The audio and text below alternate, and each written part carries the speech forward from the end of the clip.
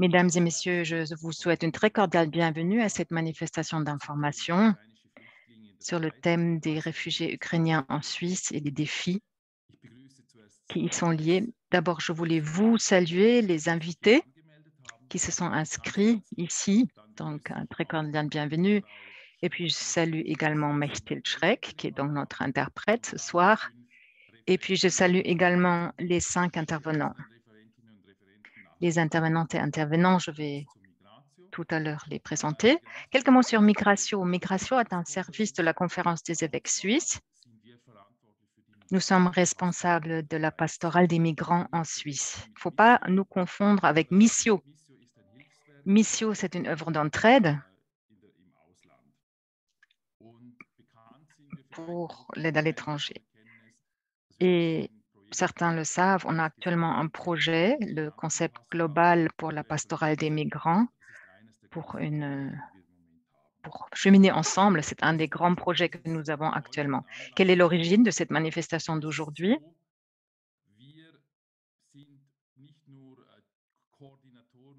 Nous ne sommes pas seulement les coordinateurs et organisateurs de la mission italienne en Suisse, mais également de la mission de la pastorale ukrainienne catholique en Suisse. Et vu l'augmentation du nombre de réfugiés, on a remarqué qu'on doit investir un peu plus également en raison des exigences qui ne cessent de monter. Un deuxième élément, on a eu des demandes qui nous ont été adressées, des gens qui ont demandé quelle est la situation, qu'est-ce qu'on peut faire, quels sont les défis. Alors on a dit on va organiser une manifestation d'information. Je vous ai brièvement envoyé le programme. Je ne vais pas aborder le détail de ces différents points sur le programme, mais je voulais vous dire qu'on a en plus pu inviter une psychiatre et psychothérapeute. Elle est elle-même ukrainienne et elle va parler de la situation des femmes et des enfants en Suisse. Voilà. Si pendant les présentations, vous voulez poser des questions, je vous invite de bien vouloir les noter dans le chat. Matthias Gutknecht, un de mes collaborateurs, va tout à l'heure résumer toutes les questions qui seront posées. Il va essayer d'en tirer les plus importants par présentation. Chaque présentation durera environ 10 minutes et pour chaque présentation, on admet 1 à 2 questions. Voilà, maintenant, je nous souhaite une soirée riche en nouveaux enseignements. Il y aura pas mal de choses qui seront nouvelles pour nous aussi. Et voilà. Tout d'abord, je vous présente maintenant Monsieur Koube. Monsieur Koube va nous parler du paysage religieux en Ukraine. Je crois que c'est important pour bien comprendre le tout. Il est théologien diplômé, responsable de l'Institut G2P et rédacteur en chef de la revue Religion et Société à l'Est et à l'Ouest, revue allemande. Merci beaucoup pour l'invitation. Bonsoir. Je vais maintenant démarrer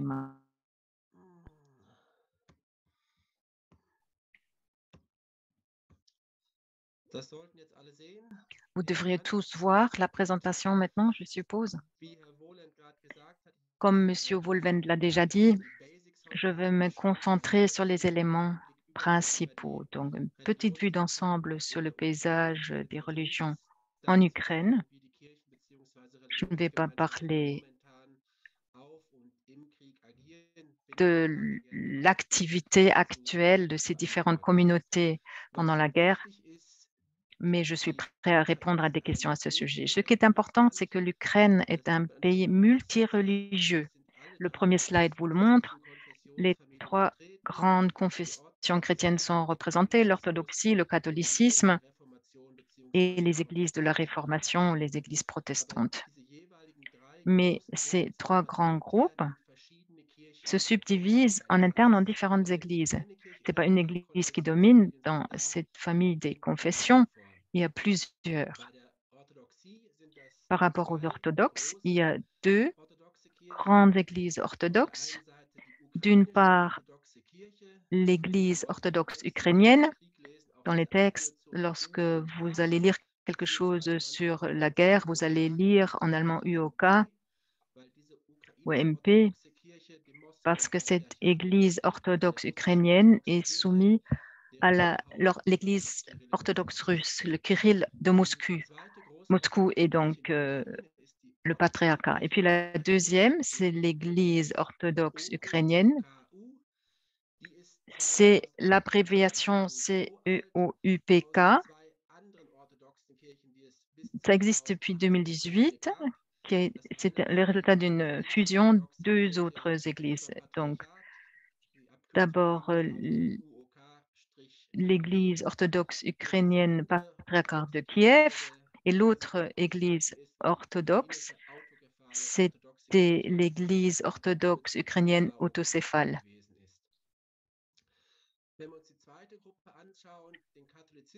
Si on regarde le deuxième groupe, le catholicisme, il y a une grande diversité. La plus grande Église catholique en Ukraine, c'est l'Église grecque catholique ukrainienne avec un rite de l'Est, comme les églises orthodoxes, mais il y a une union avec Rome, donc le pape est reconnu comme suprême, mais c'est un autre rite, ce n'est pas le rite romain catholique que nous connaissons en Suisse.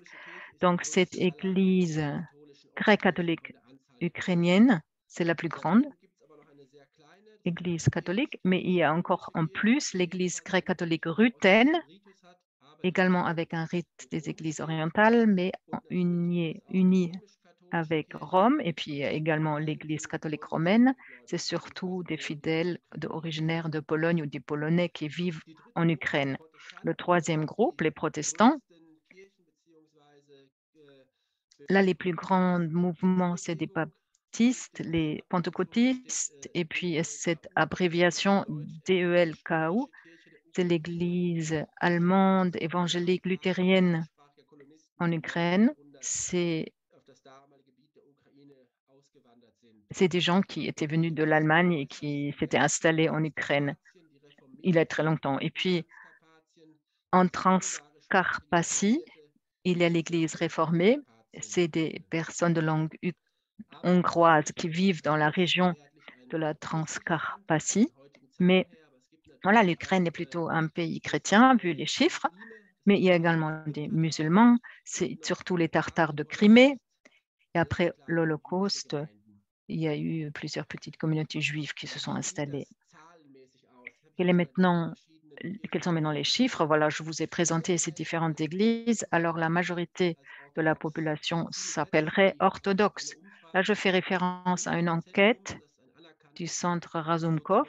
C'est un institut sociologique de Kiev reconnu. Et en novembre 2021, ils ont fait cette enquête et les autres chiffres. Vous voyez en bas aussi la source. On peut relire cela en anglais aussi si ça vous intéresse. Donc, les chiffres se basent sur cette enquête du centre Razumkov.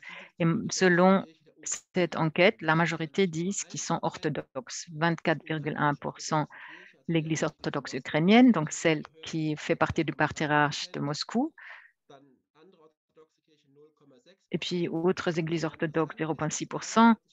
Et puis, 21,9% ont dit qu'ils sont tout simplement orthodoxes. Maintenant, on peut deviner si pour ces gens, c'est moins important de savoir à quelle juridiction, laquelle des églises ils vont, si ça ne joue aucun rôle pour leur vie quotidienne. Donc, c'est intéressant. Et ce phénomène a pu être observé ces dernières années, donc régulièrement. Donc, un tiers de ces fidèles orthodoxes disent on est tout simplement orthodoxe. Et puis, l'Église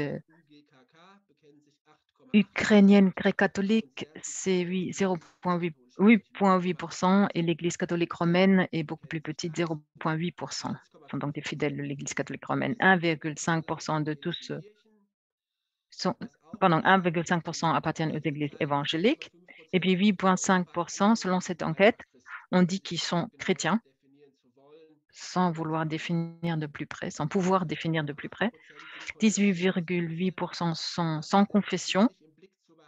Donc ça, il ne faut pas l'oublier non plus. des processus de sécularisation existent en Ukraine, un peu comme en Europe occidentale. Selon cette enquête, on a l'impression que l'Église orthodoxe de l'Ukraine, avec 24,1%, c'est donc l'Église la plus grande en Ukraine. Le problème, c'est que selon les statistiques, la situation peut être différente. Selon des sondages où on a interrogé des personnes, des individus, l'Église orthodoxe d'Ukraine est l'Église la plus grande. Mais dans l'État, on ne saisit dans les statistiques que le nombre des paroisses. Selon la dernière statistique, qui est basée sur les chiffres de 2018, c'est l'Église orthodoxe ukrainienne qui serait la plus grande avec plus de 12 000 paroisses. Mais une paroisse peut être composée de 3 personnes ou de 300 personnes. C'est un peu ça le problème. Donc, je le dis régulièrement. Il y a ces deux modes de comptage et ainsi, c'est difficile de répondre à la question de savoir qui est l'Église orthodoxe la plus grande.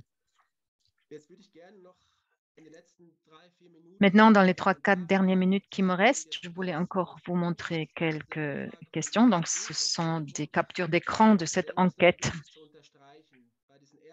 Alors, par rapport au premier chiffre que je viens de vous présenter, c'est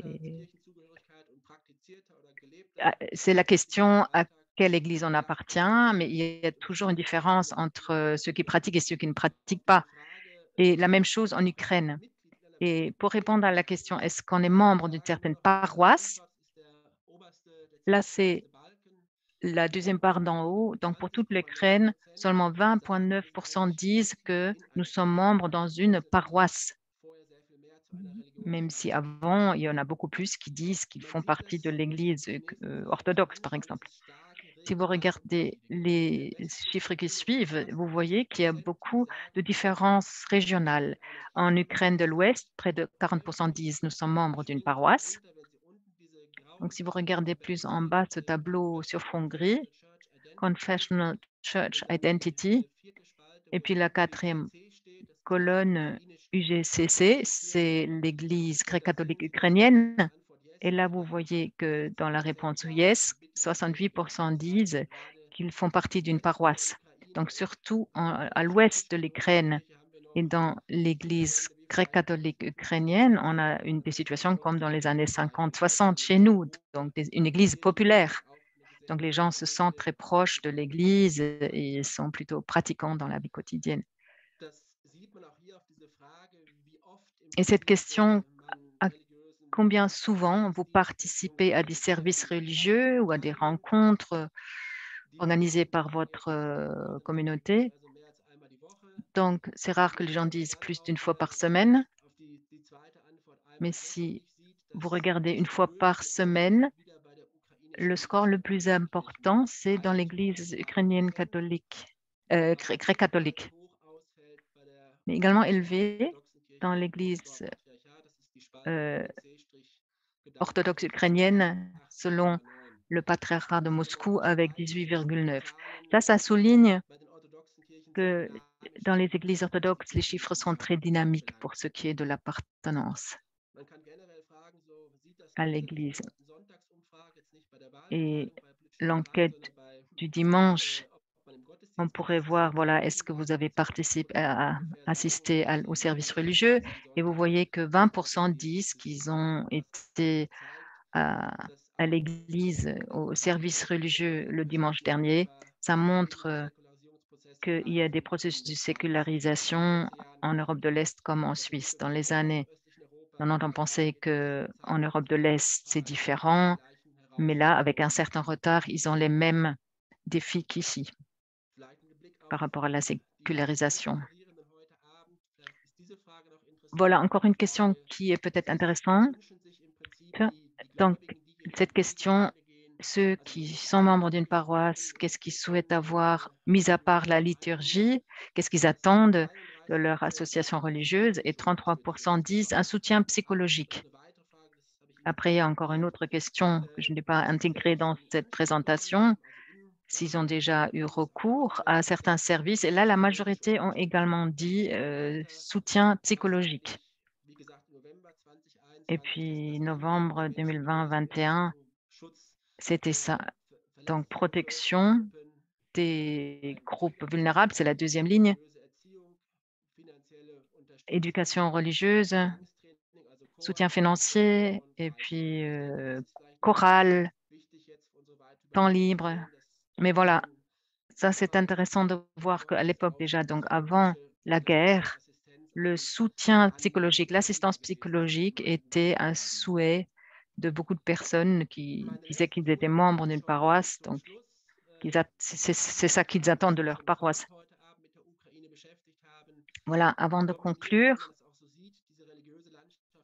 ici vous voyez que le paysage ukrainien était marqué parfois par des conflits dans les années 90 à cause de la propriété de l'Église, surtout avec les deux grandes églises orthodoxes. Donc, dans les médias, on entend souvent parler de ces conflits. Mais d'un autre côté, il est important de souligner aussi que la majorité des Ukrainiens et Ukrainiennes ont appris à vivre avec cette pluralité religieuse. Donc, cette question dans l'enquête, c'est-à-dire les gouvernements, comment devrait-il traiter les églises en Ukraine? Et si vous regardez la barre d'en bas, 2021, donc la barre blanche, 37,8% ont répondu, le gouvernement doit traiter de la même façon toutes les organisations religieuses en Ukraine. Et donc, ce qui est positif, c'est que les gens ont appris à vivre avec une pluralité religieuse et qu'ils l'acceptent.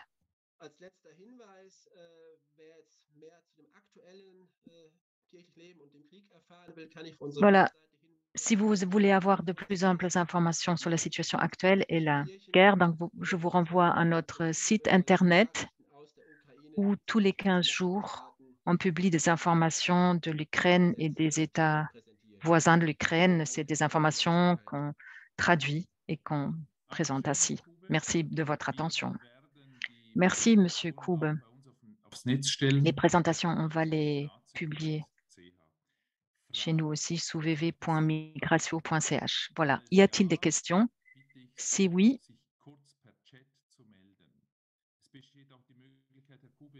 vous,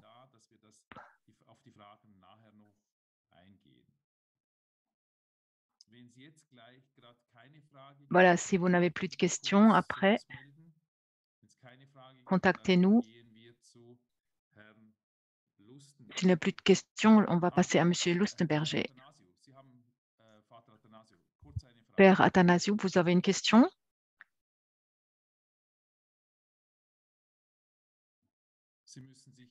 Ich habe sie aufgeschrieben, aber jetzt soll ich sie Voilà, mündlich je l'ai sagen. noté. Merci beaucoup pour l'exposé. C'est intéressant. Ma question, bon, on se connaît, Stéphane.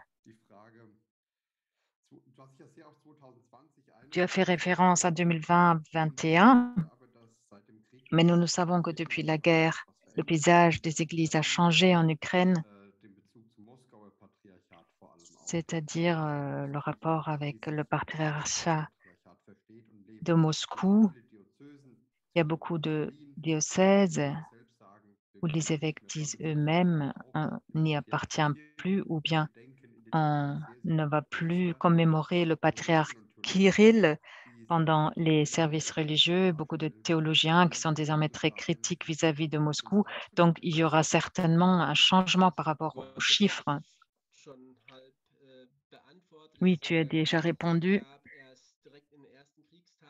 Durant les premiers jours de la guerre, il y a eu plusieurs membres du clergé qui ont justifié donc la guerre. Ils ont dit qu'on ne le commémore plus. Donc, les catholiques disent souvent, donc, on prie pour le pape et les orthodoxes le font aussi en démontrant ainsi le lien avec leur supérieur de l'Église.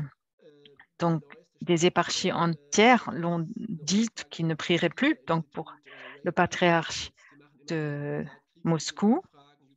Et puis, il y a une enquête Ukraine during the war qui a été réalisée. Donc, la 8e a été publiée la semaine dernière où une question était,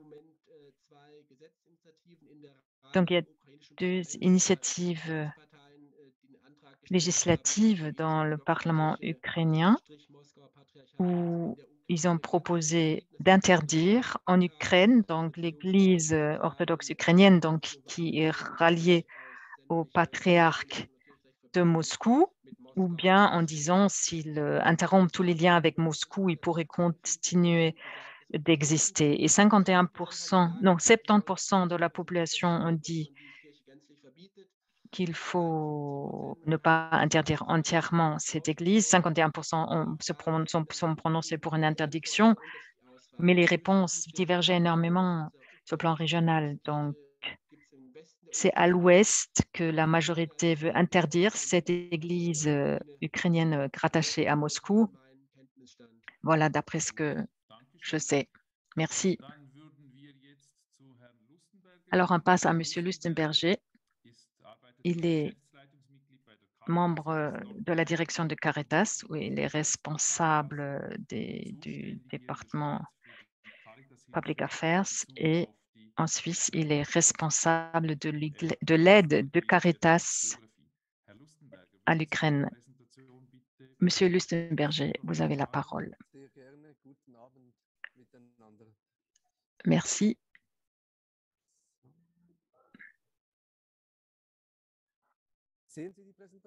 Vous voyez la présentation?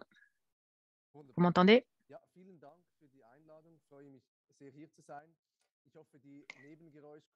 J'espère on n'entend pas ce qui se passe autour de moi. Je suis à Berlin, pas dans mon bureau cette semaine.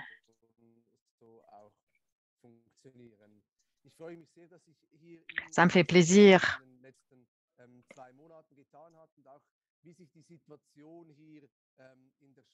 Donc, ça me fait plaisir de pouvoir vous présenter ce qui s'est passé ces 2 derniers mois et de parler de la situation en Suisse. Donc, les développements politiques avec la guerre en Ukraine, là, je peux être bref.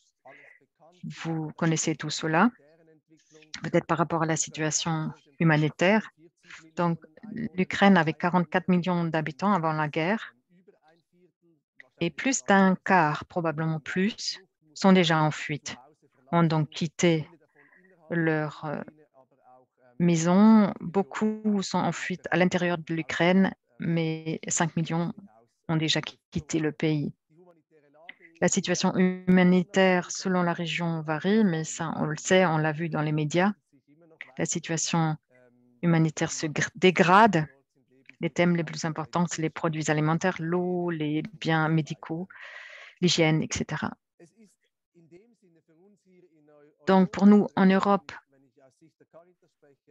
dans l'optique de Caritas, c'est donc une crise qui se déroule à plusieurs niveaux. D'une part, il faut de l'aide sur place. D'une part, avec un soutien pour les personnes qui sont en fuite et après, l'aide pour les réfugiés en Suisse. C'est sur cela que je vais mettre l'accent dans mon exposé. Nous, Caritas, on agit aux 3 niveaux. Voici quelques impressions de l'Ukraine, où avec 2 organisations Caritas ukrainiennes, on peut avoir une très bonne collaboration, également avec notre réseau Caritas Europe. Ça, c'est une image de la frontière. Et voici encore les chiffres actuels vers où la majorité des personnes ont migré, ont pris la fuite. Donc là, vous voyez que la plupart des personnes se trouvent en Pologne, près de 3 millions, mais également en Roumanie, en Moldavie, en Hongrie et en Slovaquie. Tous ces pays ont accueilli beaucoup de personnes de l'Ukraine.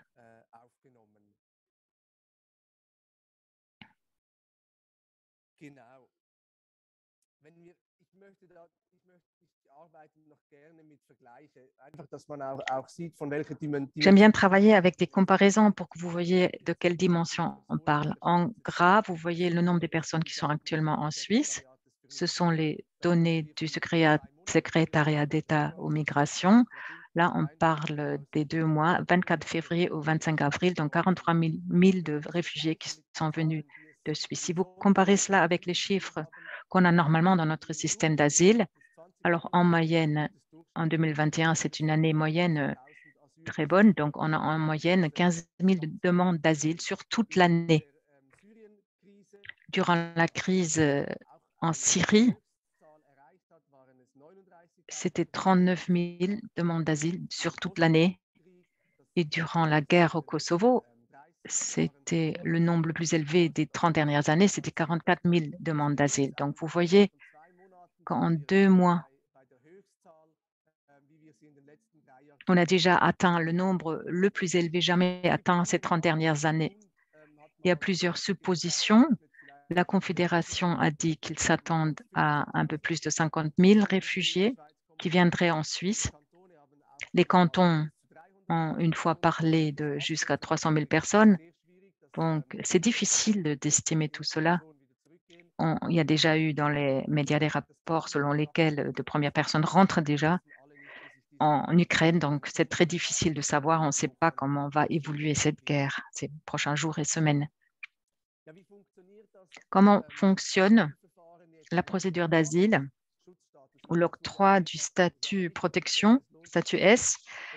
On en a déjà entendu parler, mais je crois que ça vaut la peine de regarder cela en détail. On peut dire que notre système d'asile a été modifié seulement il y a quelques années. Il y a eu un vote là-dessus depuis 2019. On a les procédures accélérées qui sont devenues les procédures normales. Et en général, ça se passe comme ça. On fait une demande d'asile en Suisse. Selon la région, on est placé dans un des centres de la Confédération où il y a la procédure, y compris le conseil juridique, protection juridique. Et après, la décision est prise, statut de réfugié ou admis à titre provisoire. Et après, on est réparti sur les cantons et les communes.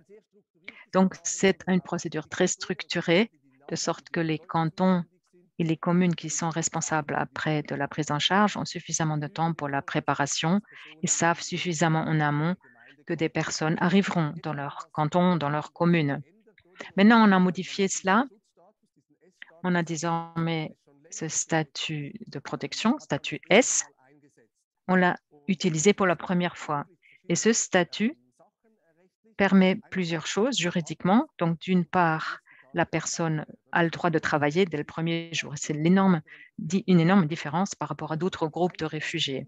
La scolarisation des enfants a été réalisée très rapidement par les communes et les cantons, un regroupement familial simplifié qui est possible. Également, se déplacer en Europe, c'est également possible pour les personnes qui profitent donc de ce statut de protection S, sachant que les personnes avec un passeport ukrainien ont droit à la libre circulation dans la zone Schengen.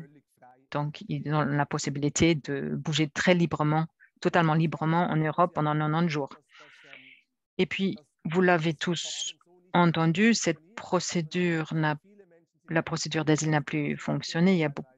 Cette procédure prévue n'a plus marché parce qu'il y a beaucoup de personnes qui sont venues comme ça spontanément en train, en voiture. Il y a eu cette plateforme pour une famille d'accueil. Donc, les personnes étaient déjà dans les cantons avant que les cantons étaient informés. Donc, après, ces personnes ont dû contacter ou s'inscrire auprès des centres d'asile de la Confédération. Les choses se calment petit à petit, mais il y a encore des défis qui y sont liés. Donc, le premier point, je l'ai déjà mentionné,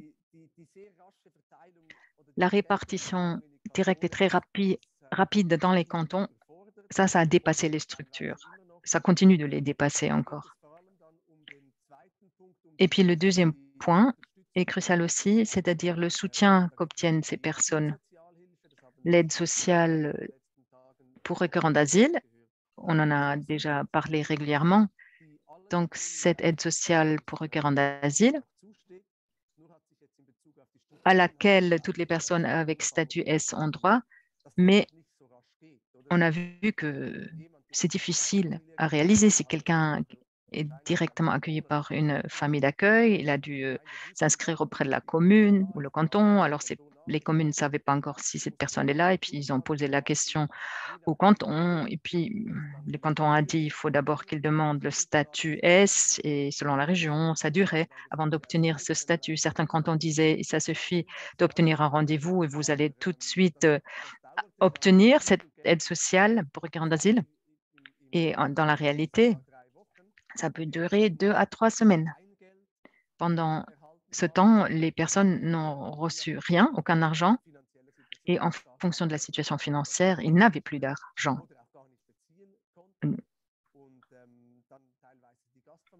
Et souvent, c'est les familles d'accueil qui les ont aidés. En Suisse, il y a encore le système de l'aide d'urgence. Donc, en principe, on peut s'adresser à la commune lorsqu'on dit qu'on est sans moyens, on reçoit un certain montant, mais là, on remarquait aussi que les structures étaient dépassées. Le deuxième point, c'est d'aide sociale pour requérants d'asile.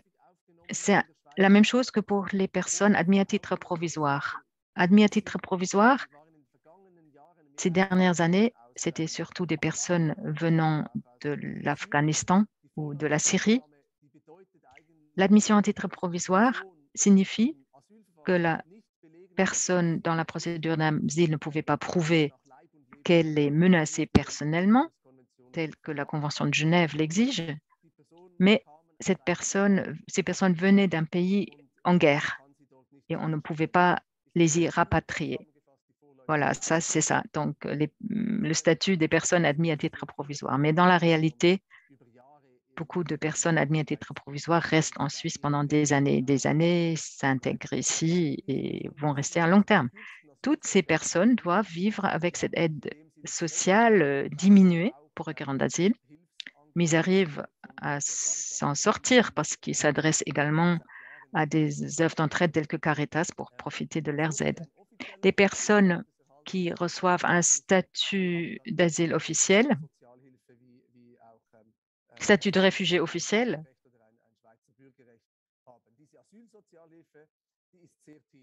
ont après les mêmes droits que les autres réfugiés, mais l'aide sociale pour les personnes au statut S, c'est très peu, 350 à 600 francs par mois, par personne, pour les enfants un peu moins. Et vivre avec ces montants, c'est extrêmement difficile en Suisse.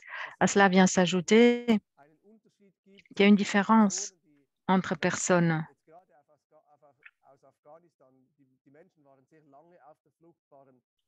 Donc, les personnes d'Afghanistan étaient en fuite pendant très longtemps, avec très peu de moyens. Donc, pour ainsi dire, ils se sont arrangés de vivre avec très peu de moyens financiers. Alors que les réfugiés venant d'Ukraine, on sait qu'ils avaient l'habitude d'un autre niveau de vie. En très peu de temps, ils sont venus en Suisse. Ils ont rapidement remarqué à quel point la Suisse est chère. Et ça a également provoqué des problèmes. Certains sont venus avec leurs animaux domestiques, etc. Des coûts supplémentaires ont été générés. Et chez Caritas, on l'a souvent remarqué que cette aide sociale pour personnes en procédure d'asile, ça ne suffisait pas pour ces personnes.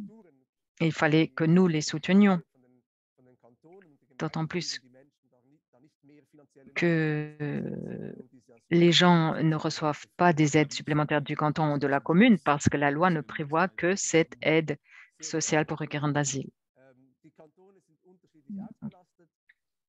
Et puis, la répartition sur les cantons est très inhomogène et le défi à moyen terme, ce sera certainement l'intégration sur le marché de l'emploi et également la problématique des logements. Parce que les familles d'accueil ne peuvent loger ces personnes que momentanément. Et bien sûr, la plupart de ces réfugiés ukrainiens aimeraient bien avoir leur propre appartement, s'il reste à plus long terme. Le travail de Caritas, ça, vous pouvez le lire partout. Je voulais brièvement dire merci pour la grande solidarité à laquelle on a assisté ces derniers mois, semaines. Et comme on n'a pas le temps pour répondre à toutes les questions, vous trouvez ici mon adresse email, mes coordonnées. Vous pouvez à tout moment vous adresser à moi si vous voulez poser des questions. Merci beaucoup. Merci. Mathias, est-ce qu'il y a eu des questions qui ont été posées dans le chat?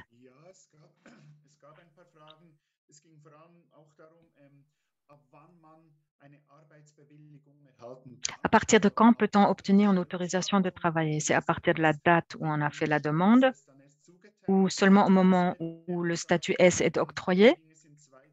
Et puis, dans 2-3 chats,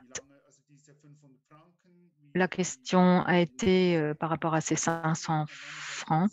À partir de quand est-ce que ce montant est accordé et pour quelle période? Est-ce que c'est un montant par mois ou pas? Donc, en partie, la réponse a déjà été donnée dans le chat, mais voilà, peut-être que Monsieur Lustenberg a pu également réagir. Also ich kann einfach, ich habe auch schnell den Chat geöffnet und ich kann einfach sagen, dass die Problematik ist wirklich, dass die Kantone sehr unterschiedlich Le problème, c'est que la pratique entre les cantons diverge énormément, ce qui nous pose également des difficultés pour notre travail. Il y a des cantons où l'aide sociale asile est versée mensuellement, des cantons où ce montant est versé après la date où la demande est déposée. Il suffit de montrer qu'une lettre a été écrite au centre de la Confédération et puis parfois ça prend plus longtemps et avec les autorisations de travail, c'est la même chose. Donc, si la demande, dans certains cantons, il suffit d'avoir déposé la demande pour obtenir l'autorisation de travail avant que le document statut S est délivré. Et pour d'autres cantons, il faut d'abord détenir le statut S. Voilà, ça pose des problèmes énormes, également par rapport aux structures. Et puis, il y a également des cantons qui ont de grands centres d'asile, mais peu de familles d'accueil.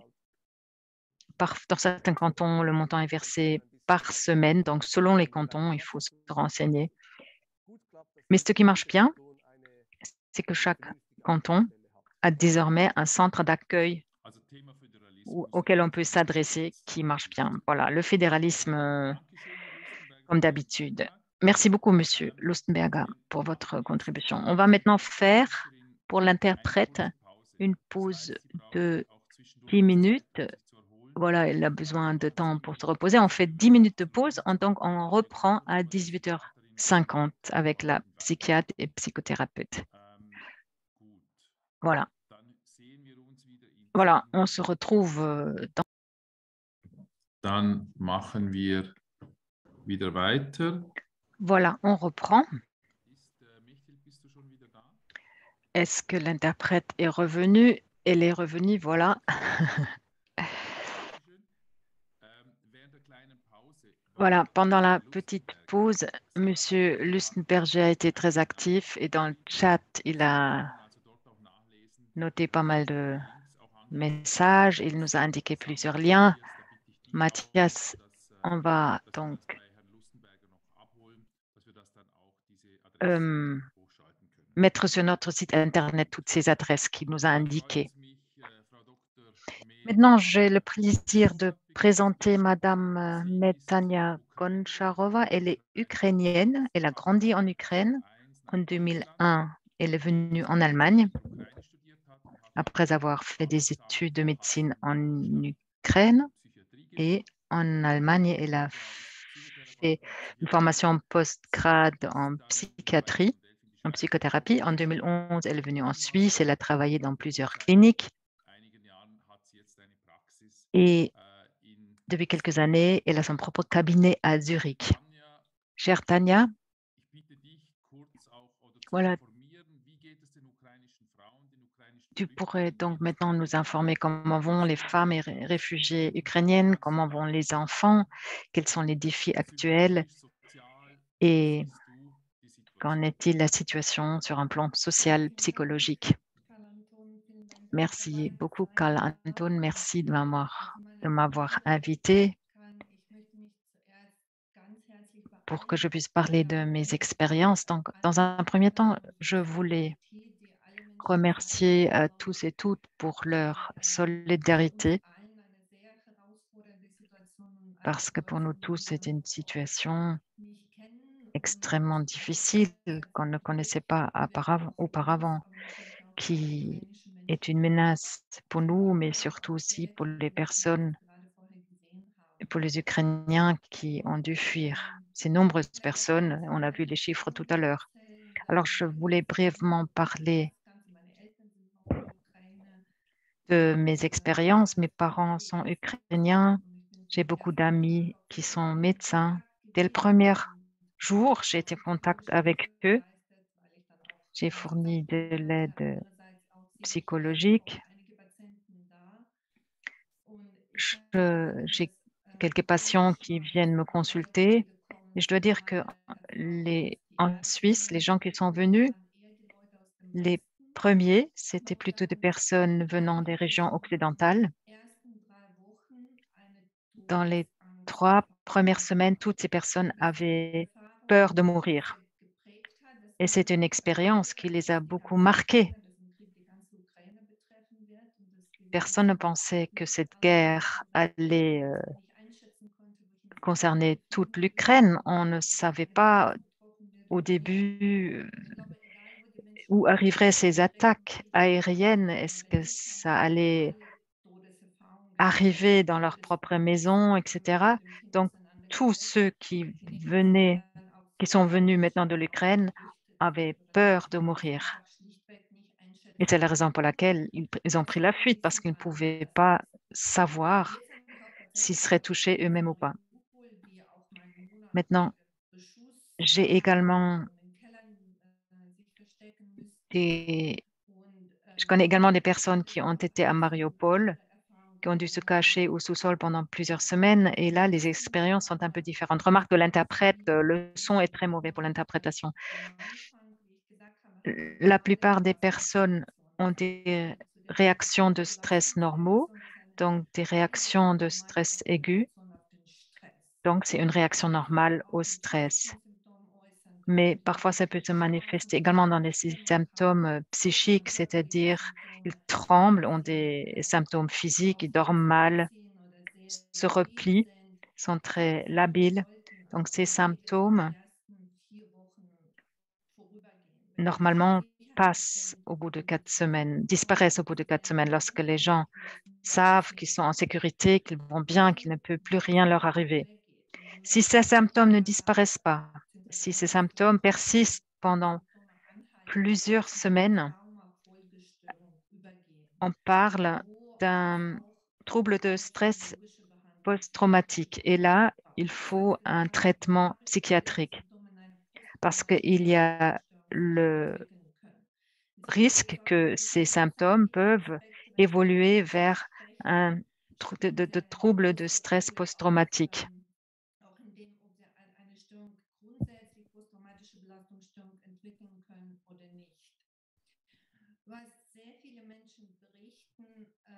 Alors, beaucoup de personnes qui sont venues là, ils parlent d'un sentiment de culpabilité.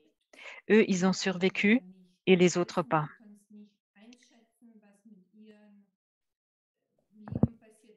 Ils ne savent pas ce qui s'est passé avec leurs amis, avec leurs proches. Et je connais ça de moi-même. Au début, c'était horrible. On est là, on ne peut rien faire et on ne sait pas si les autres, nos proches, vont mourir ou pas. Et ce sentiment de culpabilité, selon mon expérience, il est très important d'en parler. Donc, les femmes, c'est majoritairement des femmes. Elles parlent. On est un peuple qui parle lorsqu'on se retrouve. On parle pendant 30 minutes sur la famille, les proches. On raconte également des choses privées, de la vie privée. Et ça, c'est quelque chose que je voulais souligner parce que beaucoup de familles d'accueil disent, mais on ne leur pose pas de questions parce qu'on ne veut pas que ce soit désagréable pour eux, alors qu'il est important de poser des questions. Peut-être pas forcément sur ce qu'ils ont vécu dans la guerre, mais on peut poser des questions indirectes. D'où ils viennent? Qu'est-ce que vous avez vécu? Est-ce que vous avez pu faire quelque chose? Donc, on peut poser des questions indirectes et ainsi on peut apprendre beaucoup. On peut en conclure si ces personnes ont tendance à développer des traumatismes ou des symptômes ou pas.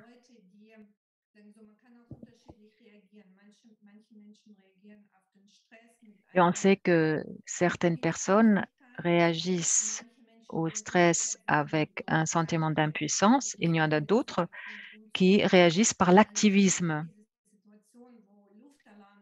Donc, les situations où il y a des attaques aériennes, on ne sait pas est-ce que c'est moi qui vais être touchée ou pas, moi ou mes parents ou pas. Donc, c'est une situation d'impuissance, mais beaucoup de personnes peuvent sortir de cette impuissance. Et ça, c'est quelque chose qui est important, c'est de permettre aux gens de faire quelque chose, d'avoir un impact, d'entrer en contact peut-être avec les proches restés en Ukraine, donc de leur permettre, de donner le sentiment de faire quelque chose, de pouvoir faire quelque chose pour ne pas qu'ils restent impuissants dans la vie quotidienne. Et un autre point qui m'a frappé avec les femmes qui sont ici, bon, en général, elles ne voulaient pas venir. Elles ont bien vécu. Elles avaient une bonne vie chez elles. Elles voulaient rester chez elles. Et puis tout d'un coup, ils sont ici. Et tout d'un coup, un enfant dit, je ne veux pas apprendre l'allemand, je veux rentrer à la maison. Alors que personne ne sait combien de temps va durer cette guerre, une semaine, un mois ou encore un an, voire plus. Un politicien ukrainien a dit, toutes les guerres ont leur fin. Même la guerre des 100 ans s'est terminée un jour. Mais donc cette incertitude par rapport à ce qui se passe, va se passer, ça déstabilise énormément les gens qui sont venus ici. Elles ne savent pas quoi faire. Elles trouvent que c'est une bonne chose que les enfants sont scolarisés, qu'elles sont accueillies, qu'ils peuvent même résider dans des ménages privés. J'ai l'impression que ça fonctionne très bien, mais ces personnes n'ont aucune perspective.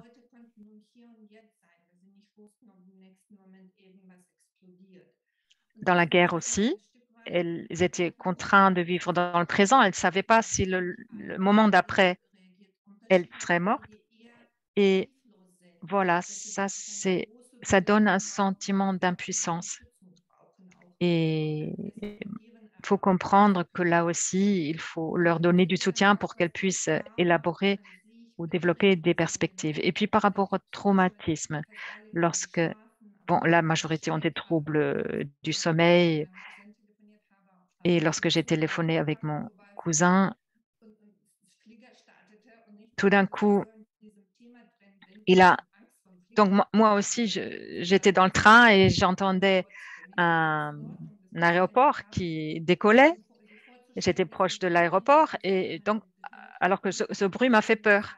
Et je me suis dit, mais ça doit être tellement plus grave chez les personnes qui ont vécu la guerre, qui sont venues ici. Donc, il leur faut du temps pour s'habituer et pour se sentir à nouveau en sécurité. Merci beaucoup, Tania. Je me suis demandé, mais les familles suisses, qu'est-ce qu'elles peuvent faire pour aider les réfugiés ukrainiens? Et puis la deuxième question, est-ce que des rites peuvent aider les réfugiés ukrainiens? Alors, quels seraient des rites qui seraient importants? De quel type de rite vous parlez?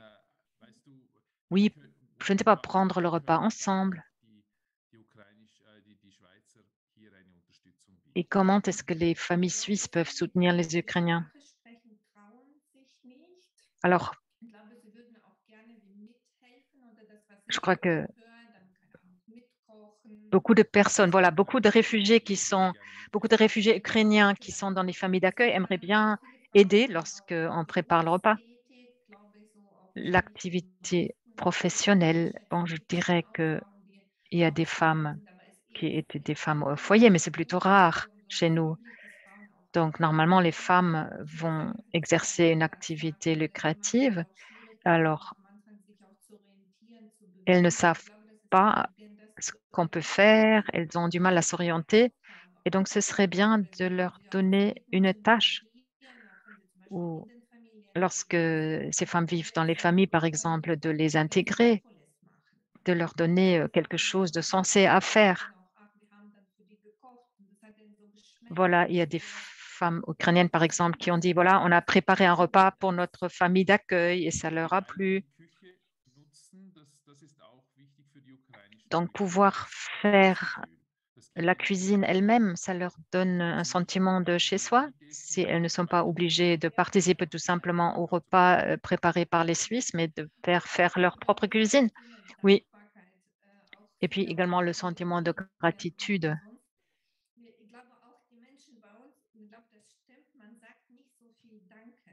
Donc, chez nous, on ne dit pas souvent merci. Au début, quand j'arrivais en Allemagne, et puis une amie me l'a dit, mais il faut dire merci. Pourquoi tu ne dis jamais merci? On m'a demandé. Eh bien, j'étais toujours plein de gratitude, donc je ne l'ai pas dit. Alors, normalement, son sentiment de gratitude, on l'exprime en faisant quelque chose, en donnant quelque chose en retour. Et ça, c'est une différence culturelle. Donc ça, c'est quelque chose qu'il faut savoir, qu'il y a des différences culturelles, qu'il ne faut pas attendre une communication orale ou des gestes oraux, mais plutôt des gestes par l'action. Mathias, est-ce qu'il y a encore eu des questions?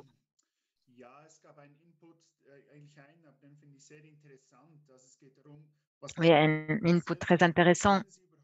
Donc, la question que peuvent faire les agents pastoraux, est-ce qu'ils peuvent aider alors qu'ils n'ont pas les connaissances psychologiques nécessaires quand vient le moment où il faut donc recommander à la personne de s'adresser à un thérapeute?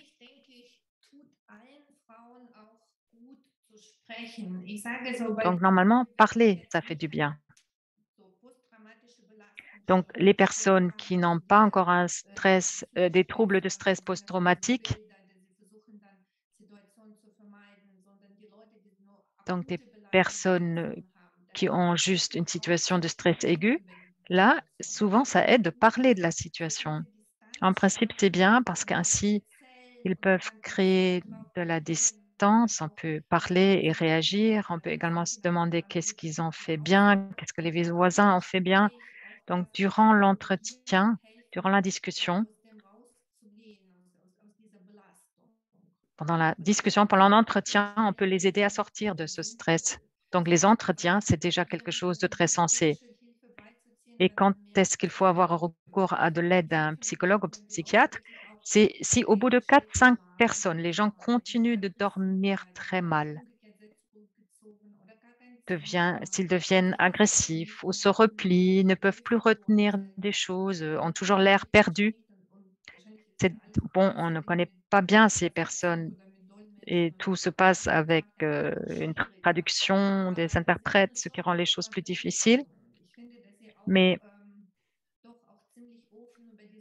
en principe, ils parlent ouvertement de ces choses. S'ils veulent et s'ils ne veulent pas parler de tout cela, ils ne le feront pas, d'après mon expérience. Merci beaucoup, Tania. Il y a encore quelques informations que les réfugiés ukrainiens ne veulent pas être un fardeau. Et ça, c'est une observation que j'ai faite moi-même aussi.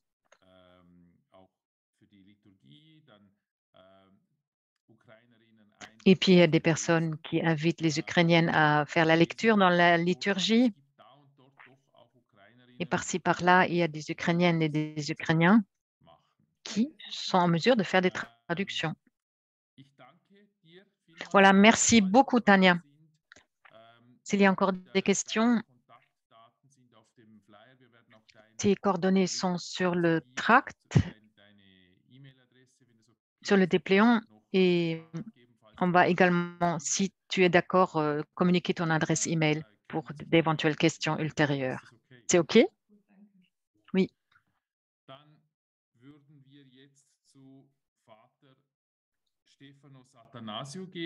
Alors, on s'adresse au père Athanasiou, qui est agent pastoral, qui est enseignant à différentes universités. Il va nous parler de la pastorale de l'Église orthodoxe ici en Suisse. Il va surtout aborder la situation à Zurich. Donc, Père Athanasius, est-ce que je peux vous inviter à partager la présentation?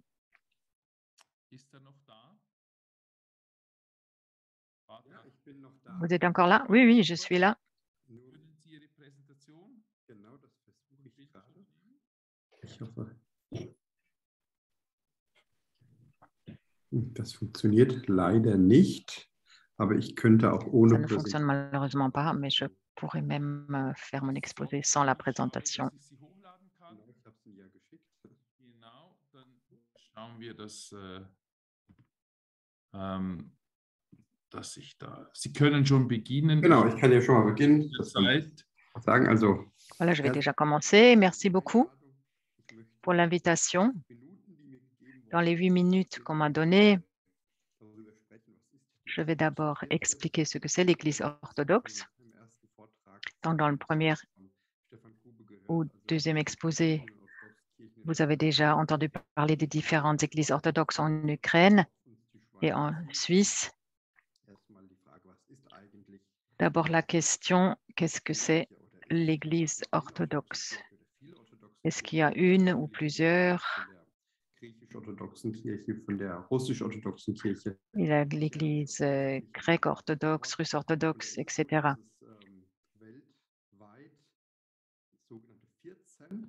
Alors, il y a 14 églises autocéphales, 15 à l'échelle mondiale. L'Église ukrainienne orthodoxe n'est pas reconnue par tous. Quelques églises orthodoxes, oui, la reconnaissent et d'autres pas. Und da ist immer die große Frage, versteht sich die orthodoxe Kirche als ein Kirchenbund oder Et ist es l'Église orthodoxe, est-ce que c'est une église ou une union d'églises? Voilà, ça c'est une question qu'il faudra creuser. Donc le système de l'orthodoxie, en principe, l'Église orthodoxe se considère comme une église, mais il y a différentes juridictions. Donc chacune de ces 14 églises, dans beaucoup de domaines, ont une autonomie de prendre des décisions, mais pas par rapport à la liturgie et à la foi. Mais voilà, je ne voulais pas faire une présentation sur l'orthodoxie, c'est seulement une information générale. Mais c'est une église et tous les fidèles peuvent aller à chacune des églises orthodoxes. Ils deviennent tout de suite membres de plein droit de cette paroisse, quelle que soit la langue, russe, serbe, grecque. Et on parle en général de ces églises orthodoxes telles que je les ai mentionnées. Une nationalisation depuis le... Donc, on parle de Russes, Serbes, orthodoxes, alors que dans le passé, jusqu'au début du XXe siècle, ce n'était pas comme ça. On parlait que de l'Église orthodoxe. Et dans beaucoup de langues, c'est toujours le cas. Personne en Grèce dirait « je suis grec orthodoxe ». Il dirait que je suis membre de l'Église orthodoxe en Grèce, en Serbie, etc.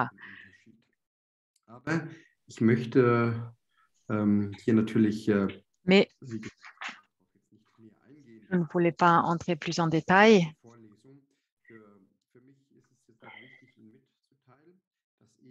C'est important de vous communiquer que ce qu'on a maintenant en Suisse, qu'il y a différents diocèses orthodoxes, ce n'est pas prévu par le droit canon orthodoxe. Donc, normalement, ce n'est pas autorisé d'avoir plusieurs diocèses dans la même zone orthodoxe. On a la métropole de Suisse, le patriarcat qui est près de Genève, et puis on a encore les autres églises orthodoxes qui n'ont pas leur siège en Suisse, mais qui sont également couverts. L'Église orthodoxe serbe orthodoxe a son siège à Vienne et l'évêque des Serbes est responsable pour l'Autriche, la Suisse et l'Italie. Et on voit donc qu'il y a le diocèse est un peu plus grand. Donc, à l'ouest, il y a cette nationalisation, c'est-à-dire que les diocèses sont organisés de manière nationale, serbe, grec, roumaine, russe, etc. Les Russes ont même 2 structures d'organisation à l'ouest. Et donc, On s'accepte mutuellement. On a la communio sur le plan liturgique, mais il y a des diocèses parallèles, ce qui donne l'impression qu'il s'agit de différentes églises, alors que ce n'est pas le cas. Dans le canton de Zurich, il y a même une association des églises orthodoxes. Là, toutes les églises orthodoxes se sont réunies dans une association, pas seulement les églises byzantines orthodoxes, mais également les églises orthodoxes orientales, donc c'est différentes confessions en quelque sorte. Mais dans le canton de Zurich, il y a donc cette association des églises orthodoxes, des églises de l'Est, on pourrait dire. Et passons maintenant à la Suisse et à la situation avec l'Ukraine. On a le phénomène que beaucoup de fidèles orthodoxes de toutes les églises orthodoxes de l'Ukraine sont venus en Suisse et ces personnes sont d'abord à la recherche. À qui est-ce que je peux m'adresser? On a donc le phénomène qu'on cherche tout d'abord. Où est-ce que je peux assister à une liturgie dans ma langue? Et là, ce serait tout d'abord les communautés de l'Église orthodoxe russe et puis des Ukrainiens et Ukrainiennes qui y vont. Donc, ces communautés russes orthodoxes et ces communautés, on dit, voilà, on ne parle pas de la guerre, tout simplement. Dans notre paroisse, il ne faut pas qu'il y ait une scission parce que de toute façon, il y a déjà beaucoup d'Ukrainiens et Ukrainiennes qui sont là depuis toujours à côté des Russes et des Biélorusses. Donc, il ne faut pas qu'il y ait de scission. Donc, on ne parle pas dans la guerre. Chez nous, c'est interdit de parler de la guerre. Mais on a également le phénomène, et d'ailleurs, je l'ai observé chez moi, chez nous, la langue principale, c'est le grec. Il y a beaucoup d'Ukrainiens et Ukrainiennes qui disent, alors tout ce qui est lié à la Russie, russe orthodoxe, on ne veut pas avoir de contact avec cela. Et ici, c'est en grec, bon, c'est la même liturgie, on sait ce qui se passe. Et si c'est en grec, ça ne fait rien. Ou en serbe, les Serbes utilisent également le slave ecclésial. Souvent, il y a des Romains aussi qui vont à l'église grecque orthodoxe. Et donc, les Ukrainiens et Ukrainiennes, pour eux, ce n'est aucun problème de s'adresser aux différentes églises orthodoxes qui existent en Suisse et de trouver là une patrie liturgique, pastorale. Le phénomène, également pour ceux qui ont des confessions, donc on communique avec les mains et avec les pieds parce que tous ne parlent pas l'anglais, une langue occidentale.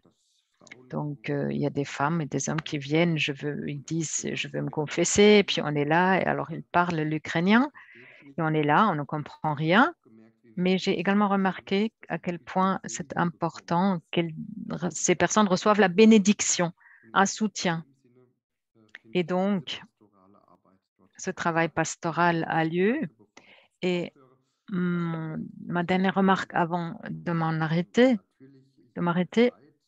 donc à tout moment, lorsque vous avez des fidèles orthodoxes,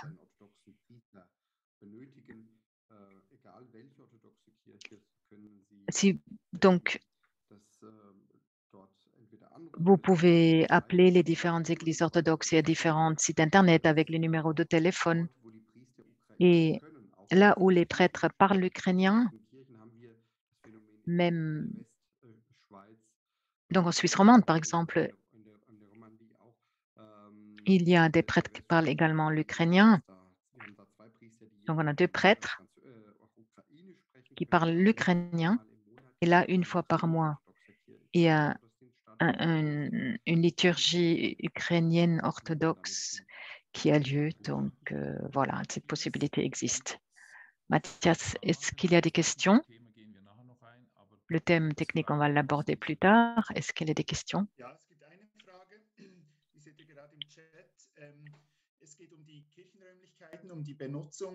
L'utilisation des églises et des infrastructures, comment c'est réglé? Dankeschön, dass ich jetzt darauf noch eingehen kann. Das wollte ich eigentlich auch noch Oui, sagen. merci d'avoir fait cette remarque. Je voulais en parler, mais je pensais que je n'aurais pas assez de temps. Donc, on a eu cette situation où des réfugiés étaient des prêtres ukrainiens, grecs orthodoxes, et ils ont donc pu être accueillis à Berne. Donc là, il y a deux possibilités. Soit on dit, voilà, on fait une célébration et tu vas dire quelques mots en ukrainien et moi, je vais dire le reste dans ma langue ou en allemand. Mais à Pâques, surtout, on nous a demandé, non, on aimerait bien faire tout un culte en ukrainien, toute une liturgie en ukrainien. Et là, c'était difficile parce que les églises sont également utilisées par les fidèles d'ici. Donc, on peut dire, voilà, la veille ou le soir, vous pouvez, mais en général, ils ne le veulent pas.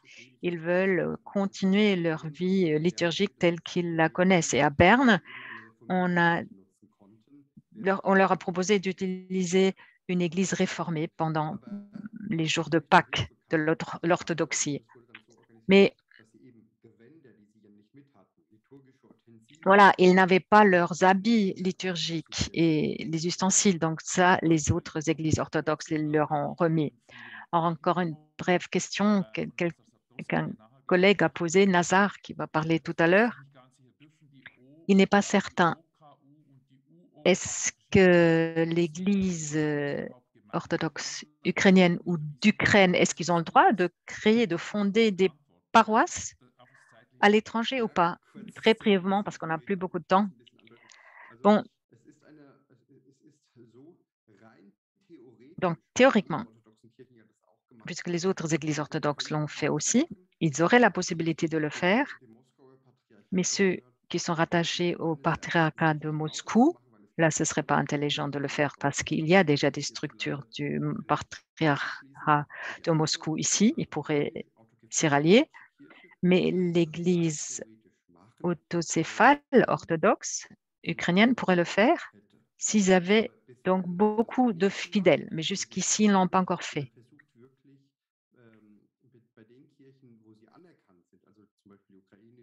Ils essayent là où ils sont reconnus. Donc, l'Église ukrainienne orthodoxe autocéphale n'est pas reconnue par toutes les églises, mais les fidèles de cette église viennent donc chez nous, dans notre paroisse, par exemple. Merci, Père Athanasiou. Alors, on passe encore la parole à Nazar Satorski, qui est chargé épiscopal, vicaire épiscopal en quelque sorte, de l'éparque de Paris. C'est un peu particulier. Lorsque j'ai commencé à travailler chez Migratio, j'ai constaté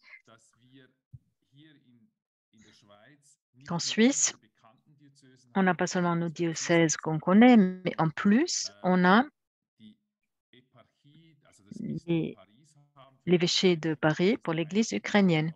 C'est la seule église qui a un diocèse ici, chez nous, donc les exarques, et au niveau de Monseigneur Félix ou Joseph Maria Bonnemain.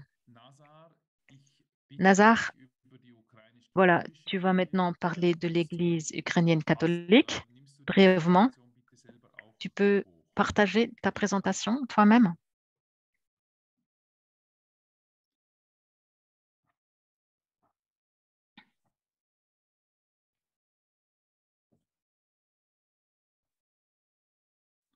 Wir hören dich nicht. On ne t'entend pas. Voilà, maintenant, vous voyez ma présentation? Oui, oui, on la voit. Merci.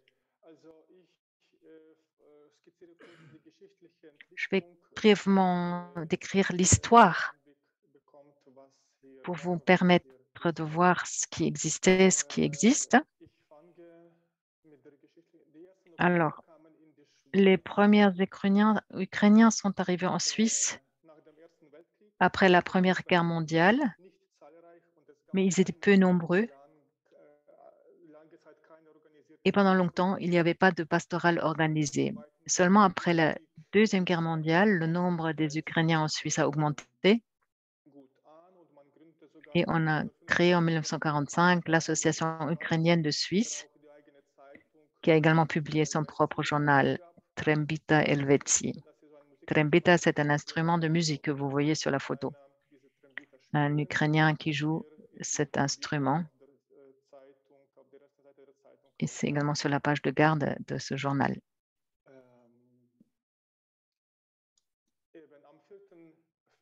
Et le 4 février 1951, l'exarque pour les Ukrainiens hors d'Ukraine, Ivan Pouchka, ordonna le prêtre Danilo Disnoluk dans la cathédrale de Fribourg où j'habite, qui prit en charge la pastorale des Ukrainiens en Suisse pendant quelques années.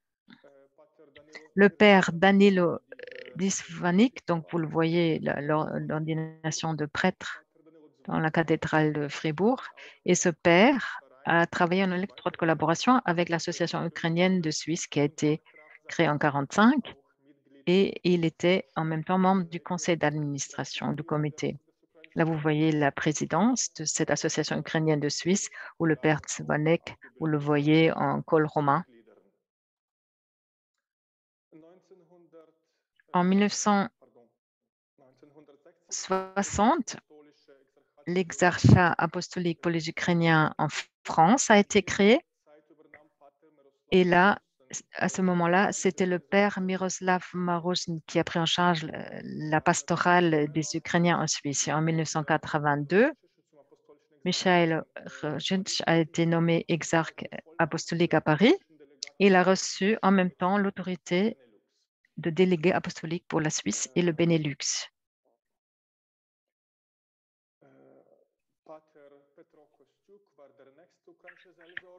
Père Petra Kostuk était également un prêtre qui s'occupait des Ukrainiens. Il était citoyen suisse et Monseigneur Irajench l'a invité de s'occuper également des Ukrainiens en Suisse après son ordination de prêtre. Les activités pastorales les plus importantes étaient les services ukrainiens de Noël et de Pâques à Berne et à Fribourg. En plus, Pater Kostuk a effectué de nombreuses visites à domicile. Berne et Fribourg n'ont pas été choisis par hasard comme lieu de culte parce que ces villes sont situées bien et facilement accessibles. L'idée était que les Ukrainiens de toute la Suisse se rassemblent dans ces lieux pour participer aux liturgies ukrainiennes. Mais il n'y avait pas de travail pastoral dans le sens de fonder et de s'occuper en permanence d'une paroisse sur place, parce que le père Kostuk était également surtout responsable de la communauté ukrainienne de Liège, en Belgique. Avec mon arrivée, la situation a changé un peu. Moi, j'étais sur place et au printemps 2007, j'ai donc pu fonder à Lausanne et en 2018, à Zurich, fonder une paroisse ukrainienne et les liturgies, on les a fait, les services religieux, on les a fait une fois par mois. Et puis, il y a d'autres manifestations. On a donc pu, par exemple, commémorer des événements importants comme les victimes de l'Holodomor, donc cette famine artificielle de 1932 ou 1933. Ensuite, en 2012, Boris Kitschak a été nommé installé comme nouvel exarque à Paris. En janvier 2013, l'exarchat apostolique de Paris a été érigé en éparchie pour les Ukrainiens de France, de Benelux et de Suisse. Monseigneur Boris Kitschak a approuvé la nouvelle stratégie pastorale. Donc, l'idée était que les prêtres ukrainiens travaillent dans la pastorale catholique romaine suisse et s'occupent également des paroisses ukrainiennes. Nazar, il faut petit à petit arrêter.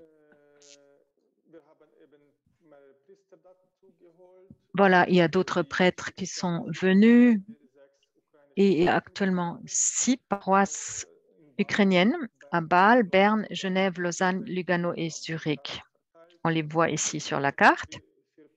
Il y a 4 prêtres qui s'en occupent, 3 sont intégrés à la pastorale catholique romaine suisse, s'occupe en même temps des communautés ukrainiennes et le prêtre responsable de Lugano s'occupe des communautés ukrainiennes en Italie et s'occupe également des Ukrainiens du Tessin.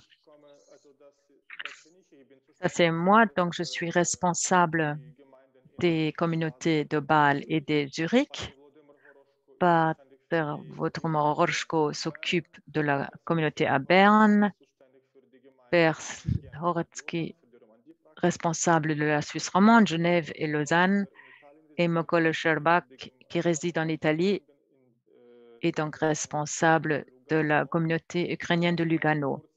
Voilà, je voulais brièvement encore vous renvoyer à notre site internet ugcc.ch où vous pouvez trouver toutes ces informations en ukrainien.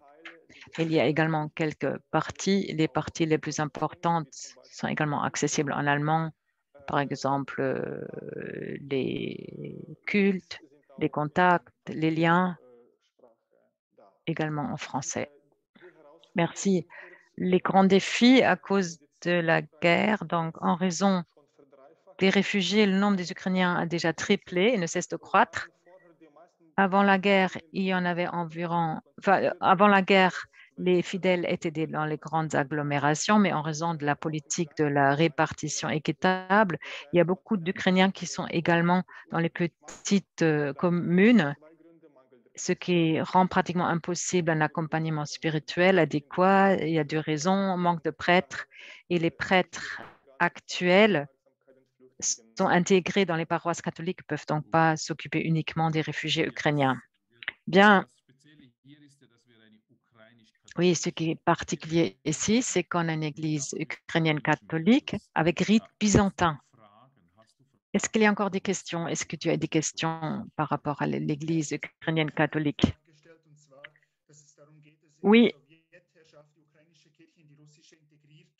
l'église ukrainienne était intégrée dans l'église russe, n'est-ce pas, pendant l'existence de l'Union soviétique. Et qu'est-ce qui était différent à l'étranger pour ne pas qu'il y ait cette intégration? Comment est-ce que, je n'ai pas compris. Donc, pendant l'existence de l'Union soviétique, les églises ukrainiennes ont été intégrées dans l'église russe. À l'étranger, non. Qu'est-ce qui était différent? En 1946, en Ukraine, effectivement, ça a été le cas, mais à l'étranger, le pouvoir de Staline n'était pas suffisant, donc l'Église ukrainienne catholique a pu évoluer. Il y a eu donc la création de l'exarchat, donc dans la diaspora, on pouvait bien travailler, alors qu'en Ukraine, les catholiques étaient souvent en cachette. Madame Golay, ça fait longtemps que vous voulez poser une question. Vous voulez prendre la parole? Sandra Golay. Allez-y, il faut oui, mettre le son. Je voulais simplement prendre la parole, mais plutôt sur la diaconie. Est-ce que vous souhaitez finir le volet pastoral ou organisation des cultes, enfin de toutes les célébrations, ou est-ce que je peux parler maintenant de diaconie? Ça ne vous dérange pas? Je n'ai pas de questions particulières sur l'organisation. À Genève, c'est très clair. Nous avons, comme il l'a déjà mentionné quelqu'un, un prêtre ukrainien et les célébrations sont organisées. Par contre, bien sûr, peut-être qu'une seule personne ou deux, ce n'est pas suffisant par rapport au nombre d'Ukrainiens sur le canton. Mais puis-je parler donc Können de Sie la diaconie? Kurz 2 Minuten, weil wir sind schon an der Zeit. 2 minutes parce qu'il est déjà 19h30, malheureusement. Et on avait dit... Ouais. Oui, je comprends, mais je trouve que c'est extrêmement important. Une foi sans action est une foi morte. Hein, je crois que nous le savons tous. Alors, l'une des Sainte-Clotilde est une petite paroisse à la Jonction, à Genève. Nous avons à peu près une soixantaine de paroissiens. S'il vous plaît, je dois vous interrompre. Donc, il faut résumer ça en 2 minutes. Sinon, on va organiser une nouvelle manifestation où on vous invitera, où vous aurez plus de temps à votre disposition. Mais si vous pouvez résumer très, très brièvement maintenant, parce qu'on a dit il faut qu'on s'arrête à 19h30. Okay. Ou bien une alternative, je vous propose que j'arrête maintenant la séance officielle et ceux et celles qui s'y intéressent peuvent rester encore et vous pouvez en parler pendant 10 minutes pour que ceux qui... Vous savez, je peux obliger personne de rester là. Donc, non, comme ça... Si ça vous paraît intéressant, il n'y a pas de souci. Je voulais partager ça parce que ça me paraît très important. Mais Okay, also, ich schließe das kurz ab und dann können Sie noch. Voilà, moi je vais donc clore cette session et après vous pouvez continuer à en parler, comme ça on respecte le temps qu'on avait prévu. Bien. Donc merci beaucoup d'avoir participé. On a eu un problème technique.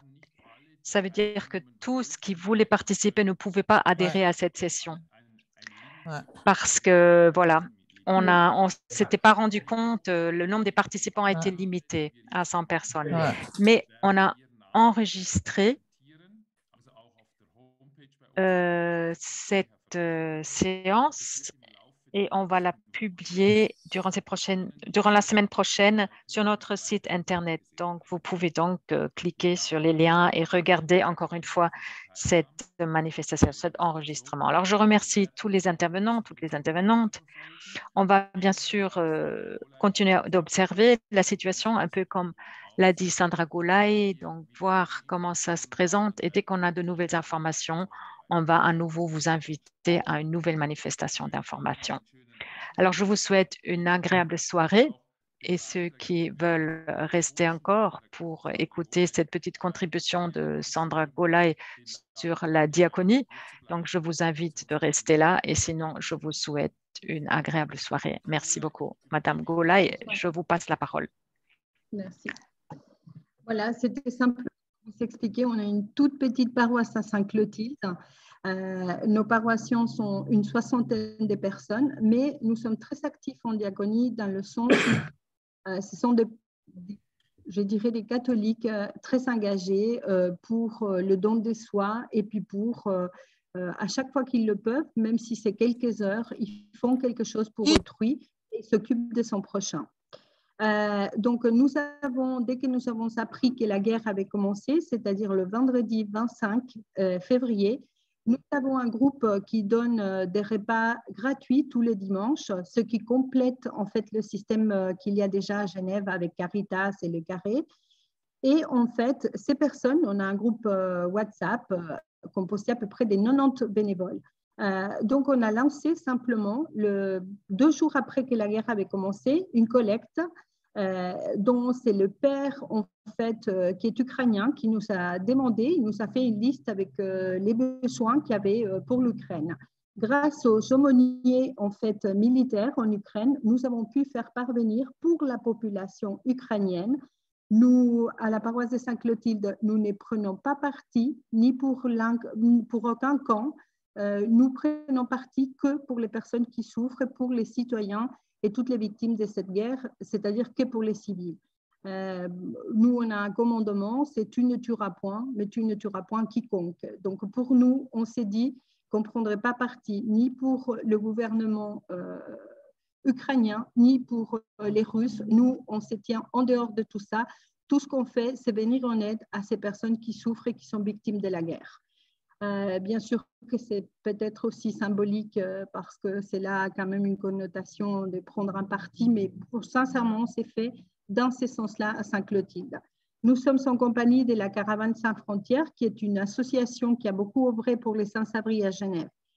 Donc, 2 jours après, nous avons commencé une collecte sur la base des éléments, en fait, des produits qui nous étaient demandés par le prêtre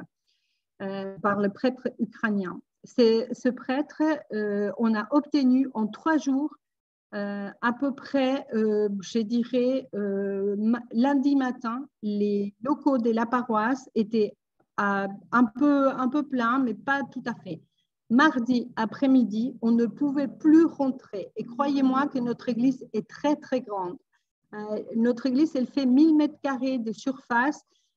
Et les locaux qui sont attenants également sur 3 étages. Alors, je vous laisse imaginer la quantité des choses qu'on avait, surtout des médicaments.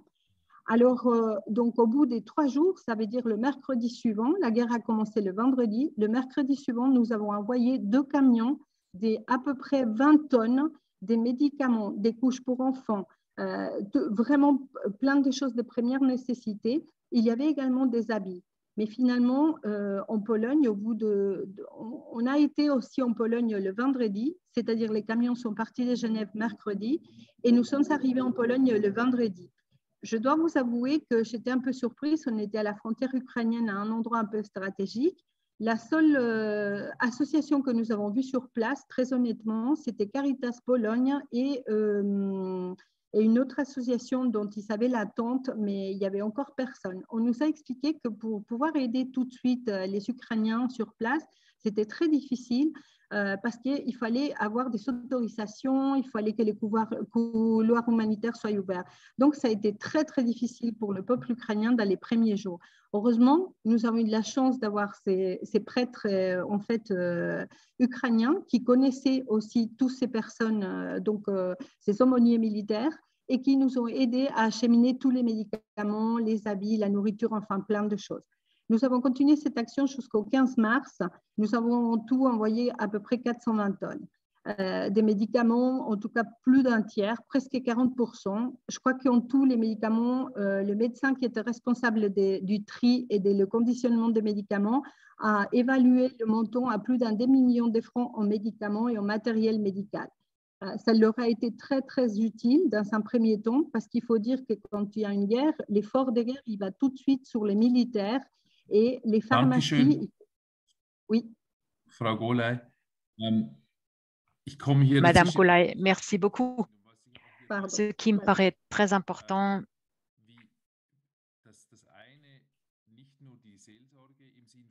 c'est que la pastorale n'est pas la seule chose importante, mais la diaconie, c'est également un élément extrêmement important. Le soutien en Ukraine, c'est également important. Et ça montre qu'en tant que chrétiens, nous pouvons témoigner également par le biais de la diaconie. Et c'est ça qui crée l'unité.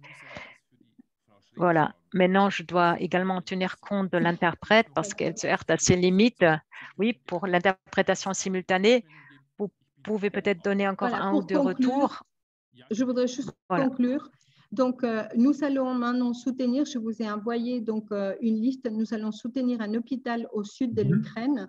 Donc, il se situe à Tiachiv, en fait, et on va obtenir, on a lancé une collecte à Genève auprès des médecins, auprès des cliniques pour obtenir la liste que je vous ai envoyée.